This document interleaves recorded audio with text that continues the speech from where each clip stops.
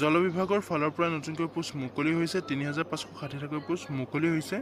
এই পোষ্টসমূহ যদি আপুনি এপ্লাই কৰিম বুলি ভাবিছে তেনেহ'লে এপ্লাইটো কৰি ল'ব পাৰিব ভিডিঅ'টো সকলো বন্ধু বান্ধৱীলৈ শ্বেয়াৰ কৰি দিব যাতে সকলোৱে জবৰ আপডেটসমূহ প্ৰতিদিনে পাই থাকিব পাৰে এতিয়া যিহেতু আপোনালোকে দেখিবলৈ পাইছে ৱাটাৰ ডিপাৰ্টমেণ্টৰ ফালৰ পৰা নতুনকৈ পোষ্ট মুকলি হৈছে ২০২৫ বৰ্ষৰ কাৰণে এতিয়া নটিফিকেশ্যন আউট ফৰ ৩,৫৬০ এতিয়া যিহেতু ৩,৫৬০টা পোষ্ট মুকলি হৈছে ৱাটাৰ ডিপাৰ্টমেণ্টৰ ফালৰ পৰা যদি আপুনি পোষ্টসমূহত ইণ্টাৰেষ্টেড হয় এলিজিবল হয় তেনেহ'লে এপ্লাই কৰি ল'ব পাৰিব ডেছক্ৰিপশ্যনতে মই এপ্লাই কৰাৰ লিংক দিছোঁ তাতে গৈ আপুনি এপ্লাইটো কৰি ল'ব পাৰিব ইয়াতে অৰ্গেনাইজেশ্যনৰ নেম হৈছে ৱাটাৰ ডিপাৰ্টমেণ্ট ইয়াতে পোষ্টসমূহৰ নাম হৈছে কি পোষ্ট মুকলি হৈছে এছিষ্টেণ্ট ইঞ্জিনিয়াৰ আছে ৰিচাৰ্চ এছিষ্টেণ্ট আছে ল' ক্লাছ ক্লাৰ্ক আছে লগতে আপোনাৰ ৱাটছমেন আছে ড্ৰাইভাৰ আছে ৱৰ্ক ইনস্পেক্টৰ আছে এছিষ্টেণ্ট এণ্ড অৰ্ডাৰ ইয়াতে বিভিন্ন ধৰণৰ পোষ্টসমূহ আপুনি দেখিবলৈ পাব যিহেতু টোটেল পোষ্ট আছে ৩,৫৬০টাকৈ পোষ্ট মুকলি হৈছে এই পোষ্টসমূহত আপোনালোকে অনলাইন মাধ্যমেৰে এপ্লাই কৰিব পাৰিব এই পোষ্টসমূহ অকল অসমৰ কাৰণে নহয় অল ইণ্ডিয়া মেল ফিমেল কেণ্ডিডেটে এই পোষ্টসমূহত এপ্লাই কৰিব পাৰিব পোষ্টসমূহত আপোনাৰ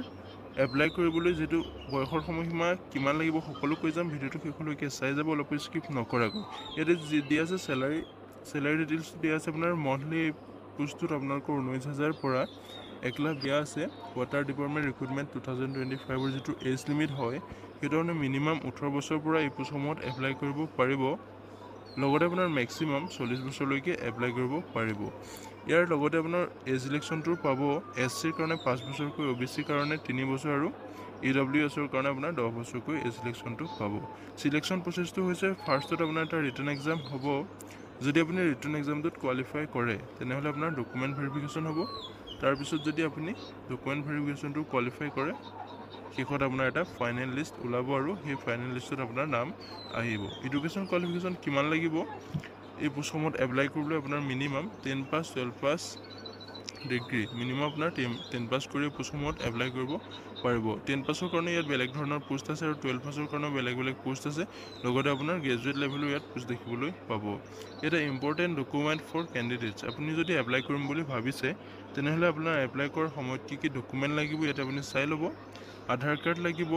অফ দ্য কেণ্ডিডেটছ যিজনে এপ্লাই কৰিম বুলি ভাবিছে তেওঁ আধাৰ কাৰ্ডটো লাগিব আৰু